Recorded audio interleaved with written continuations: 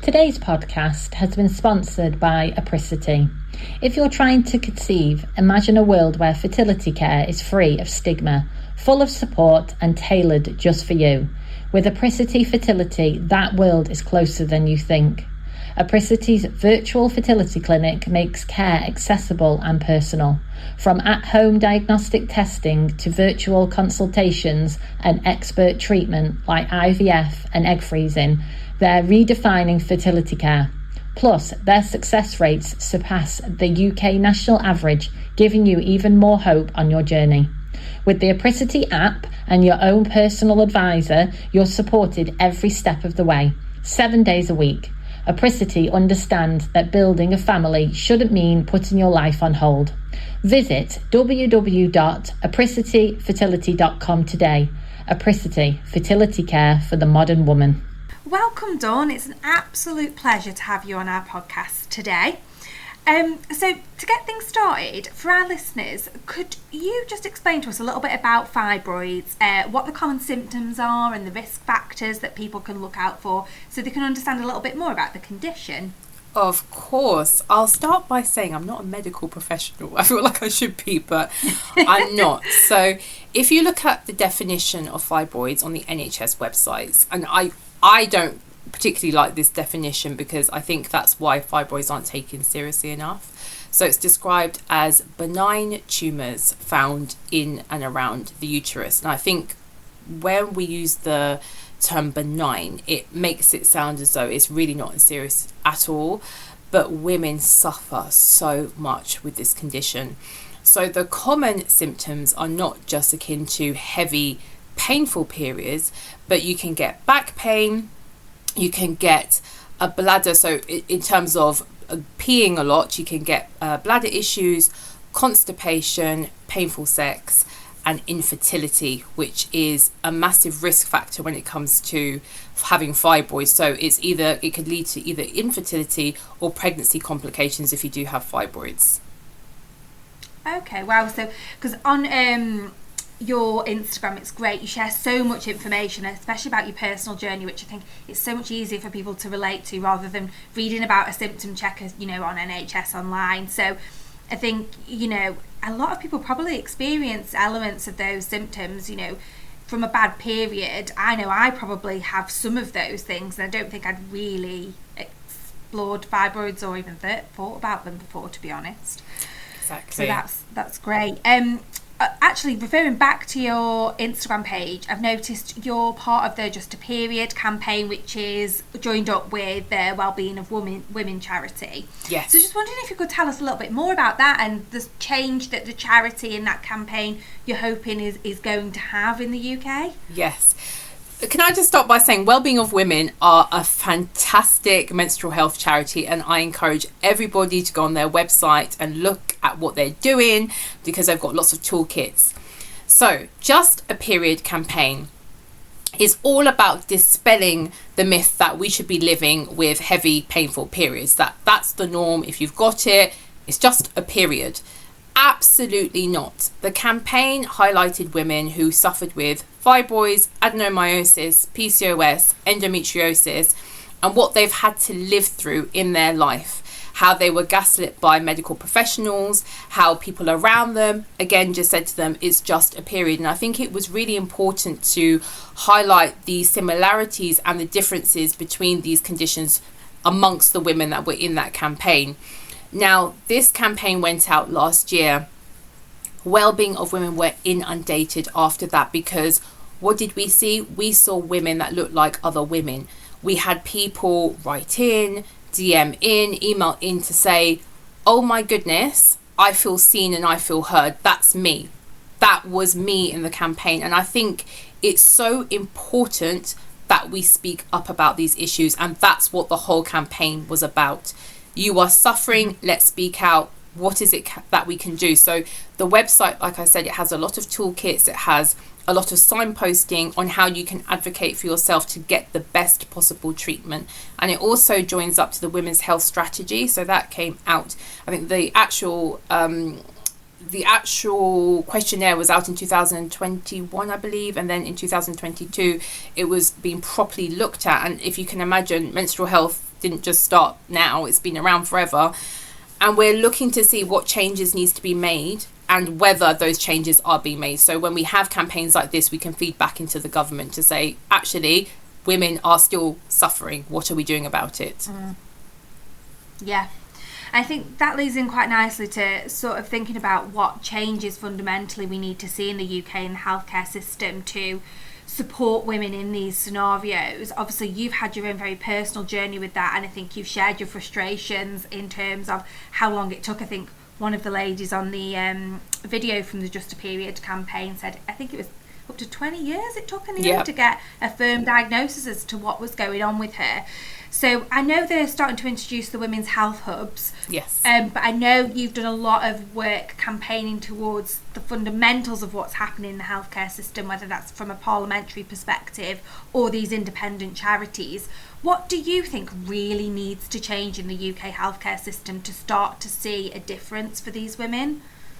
I think it's going back to basics. There isn't a clear understanding of what women are going through, and we talk about training for medical professionals. Now, don't get me wrong, they are not all horrible. There are some fantastic medical professionals out there that really do listen to women, but what we're finding is that there's a real disconnect in terms of feelings, and that there is a push for the most evasive treatments rather than taking into account what women are seeking. Whether that, in the case of myself, it was I want children. I am of an age where I should in society be having them. Okay, what are we going to do about this? And what's going to be the best possible treatment for myself? Rather than dismissing the fact, and years are rolling on and you're not getting an answer.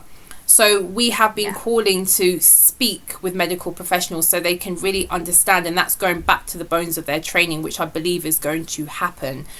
We do need more money pumped into the women's health hubs, which I believe is also happening, which is fantastic. And we're seeking to have physical health hubs. So you're going into a space where you walk into the centre and there's everything there for a woman who is going in with whatever gynecological issue, and they can get seen and treated there, which I think is fantastic. So that is something that came out of the women's health strategy and something that we're really pushing to have. I think there's going to be online hubs as well, but the physicality of it I think is needed for women.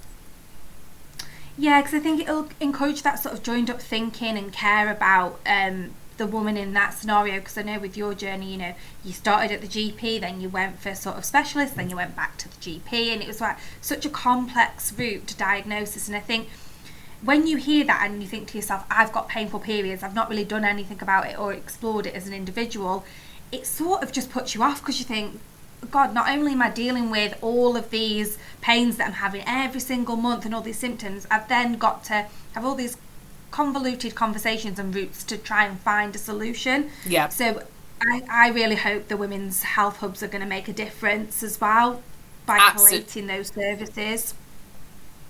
Yeah. Absolutely. Let's hope we can roll them out nice and fast. I hope so too. It's much needed, and I think we've got to remember with a lot of these conditions, it's not just heavy painful periods as well. Some people don't actually experience that. It's other bodily pains that you can get. So we need to have an understanding of the fact that symptoms don't just look like heavy painful periods. It could look like other things as well, and we need help for that.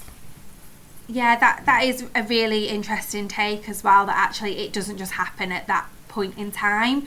And I think understanding that, 'cause again, like, it's so interesting doing all of these podcasts and the research, because you actually apply a lot of the things you're learning and you think about yourself a lot. Oh, of course. So it's almost like a journey of self-discovery. But yeah, it's so interesting to hear the different perspectives and what different people are dealing with. Yes. And actually paying attention to what's going on with your body, because often we don't really find the time to do it. We're all busy.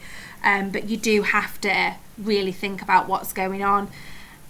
So on to another event, actually. I saw that you went to the London Specialist Screening event, the Below the Belt one, and I would love to hear a little bit more about that and what was involved. It looked really informative. Below the Belt is an amazing film by Shannon Cohen, and honestly I applaud her for raising the issue of endometriosis, because all of these conditions need to be highlighted. And the film actually came from a personal space with her daughter and how she suffered with endo. The film followed a number of ladies who all had endometriosis, but all looked very different to each other. And I think, again, that's such an important point to highlight. You may have a condition, but the way I suffered with fibroids could be very different from how the next lady suffers with fibroids. And this was the same in this movie with the endometriosis. We had infertility struggles. We had bodily pains that was literally having women in their beds for days on end, you know, cannot do anything with their life. The film resonated with everybody. If you have got some kind of condition, some gynecological condition, I am sure there is a piece of that film that would resonate with yourself. And it was such a hard watch, but such a necessary watch. That's something that I said, because in front of you, you were seeing how women suffer with such conditions. And I think to visually see it was so impactful rather than to just hear it from a woman. And I think that will benefit everybody, medical professionals and lay people as well. So we had a panel event after the movie. So I was on there, and we had some amazing women who were also sharing their personal journeys with their own struggles, and also medical professionals on the panel as well who can give their take on what was going on. To have these open conversations are so important. To have people wanting to ask questions to us, again, is so important, because without us speaking, without community, we are not going to be able to make a change. We're not. Yeah. So we have to continue the conversations around these conditions. Yeah, that sounds fantastic. And I think, like you say, visually seeing it is probably a very difficult watch, but it's actually required to understand sometimes what people are going through. Absolutely. Yeah, it's really brave of people to do that and share that, and I think we are getting better at that generally. But the more people that do it, the more comfortable I think we'll become with it. And we have to get, and that's a really good point, we have to get comfortable with being uncomfortable. Because when we talk about, especially when we go drill back down to periods, that's a normal, natural thing that happens. So why are we not talking about that? Why are we not talking about it? There's no shame. It's so taboo still even now. You know, I think you remember back to when you were a teenager and you'd started your period and you'd like need to take your pad to the toilet, and you'd go, oh God, I hope a boy doesn't see me. You're shoving products up your arm. You don't. Yeah. Like if I've ever got them in my bag and I've like got my handbag open and like someone's looking in, I'm like, oh God, you can see my pad, and it's like, why does that even bother me? Why? So I think the more open we are, the better things like that hopefully will become for everybody really dealing with it. Yes. So anyone listening to this, if they're thinking, oh, I think I might have some symptoms of fibroids or something doesn't feel quite right, what would you recommend they do as the first steps to trying to see somebody or get treatment? Would you still recommend going straight to your GP, or Absolutely. Are there any other like guides? Absolutely. So what I always advise people to do is to take and get a kind of like diary and to symptom track. So if you, for instance, if you've seen a change in your periods, it's getting very, very heavy, start symptom tracking from when and keep it going. Yeah. Go to your doctor and ask, who is the women's health specialist in this surgery? It's really important to remember that GPs are general practitioners. They're not specialists over a particular issue. So if you can find someone who's got particular interest in your surgery on women's health conditions, that really does fast track the understanding of that GP. Don't worry if you don't have one in your surgery, see whoever you feel comfortable with. But what you're trying to seek is for a scan. So an ultrasound scan. Ask for that referral so you can then go to the hospital to see what's going on. If the test results come back and you've got, for instance, fibroids, what you're then seeking to do is get a referral to a specialist gynecologist. This is very important. So if your doctor doesn't put you forward for one, you specifically request, you're in your rights to do so, for a specialist gynecologist who will then take you forward. I always say to women as well, please, you've got to get with someone who you feel absolutely comfortable with when dealing with these conditions, and someone that can sympathize and empathize with you. If you do not feel as though you're getting the correct service for yourself, you are well within your rights to seek a second opinion, and please do not feel any type of way doing so. I think sometimes we feel like, oh, I'm gonna, make this person feel as, no, this is your body at the end of the day, and you need to get this sorted. So seek a second opinion. So those are the first steps. I think go to your GP, but seek a women's health specialist within your surgery. That's really, really good advice, really clear direction, because I think it can be hard to navigate it sometimes. Like you say, it's hard to challenge a healthcare professional because you're conscious they know so much more than you, but right. You know your body. You are a specialist over your body. You are the specialist over your body. You know how you've been suffering, so don't let anyone 100%. Tell you otherwise. Yeah.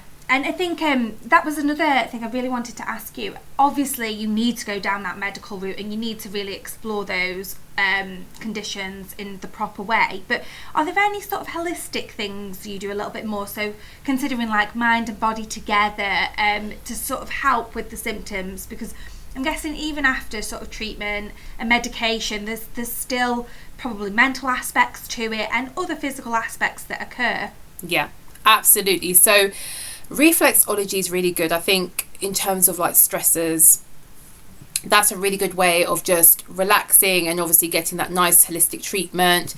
A lot of women, I haven't tried it myself, but a lot of women swear by acupuncture, and especially those that are on the kind of fertility route as well. So you do get the fertility specialist or the kind of menstrual health acupuncturists. So that is another route to go down. And obviously things like massages, because that's just really good for your body, good like de-stressors, your mind can be taken off everything. So those are 3 things that I recommend. But also you talk importantly about mental health, and I think it's imperative that you get support for what you're going through. I have something called the Guidance Suite. It is a support group for women with fibroids and other womb conditions. We meet once a month on Zoom, and the ladies can use it for whatever they like. Rant, scream, rave, cry, whatever, seek guidance on, their condition. And it's a way to just release that stress, that energy, that kind of fear of the unknown, whilst getting important vital information on your next step. So we always have a specialist in the Guidance Suite, so whether it be doctor, gynecologist or otherwise, who can help guide the ladies as to what they need to do. But I have a lot of ladies leave the group and they say, do you know what, I actually feel great, I could sleep for the first time in ages, because their mind is just driven by the anxiety of it all. And I think it's very important that we can feel as though we're supported by others. I think that's a very important point.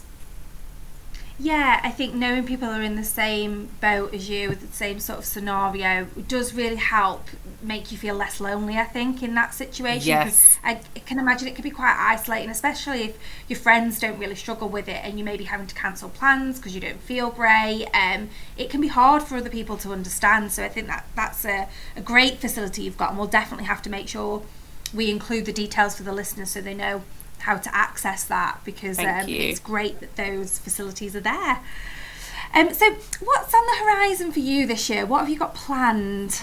Research is on my agenda for this year. I stepped into this year and I said, of course I'm going to continue talking enough about this, but we need to make change. Like in terms of fibroids, like what is this? There isn't enough research. So I am in talks with a lot of researchers about different projects on fibroid research. I'm really, really, really excited with regards to that. The Guidance Suite, as I said, that's my support group. We are going to have a lot of events and more support for women as the year goes on. So I'm really excited to see people pass through, because it's not a group where you need to stay for the rest of the time. If you literally need just one group session and that's enough for you, that can be enough for you. But I really want to be able to provide free, accessible information and guidance to women. So people need to just check into that and see what we're doing in terms of events. And of course, as much as I can fly the flag for fibroids, I will be doing so throughout the year as well. Amazing. Well, I'm really looking forward to watching your content because I love some of the stuff you create, and I love that you just do it in the day, in the moment as well. It's just so relatable in that sense. So it's great to see and have that connection with what you're doing. Yeah, amazing. Well, is there anything else you wanted to share with our listeners about fibroids? I think what I will always say to ladies is to really advocate for yourself. I think this journey, it can be long. For most women, for other women, it can just come on. But the most important thing you can do is to advocate for yourself. You know your body. Like I said, you're the expert over your body. Please do not anyone minimize what you're going through. And if you don't get the answer you need, get that second opinion. Yeah, definitely. I think putting yourself first has got to be the priority. If that's your one mantra for the year, that's one that I would advise everyone to take forward, because I know I'm guilty of it myself. I'll prioritise everything else under the sun, but the fact that I've not been feeling great for months on end, I just don't really investigate it. And I think you just have to start doing something about it yourself and feel empowered to do that. But I think some of the facilities you've mentioned there and some of the guidance of how to do that is fantastic. And I know there's quite a lot of information on your Instagram page, which is really helpful as well. So I would say to anybody listening, definitely check that out, because it's a great guide and great snippets of information to just go away and think about. But thank you so much for today. It's been so interesting speaking to you, and I'm hoping obviously you'll follow us on our Femme Health journey, and we'll follow you for the rest of this year. Thank you so much for having me. Thanks. That should have stopped the recording.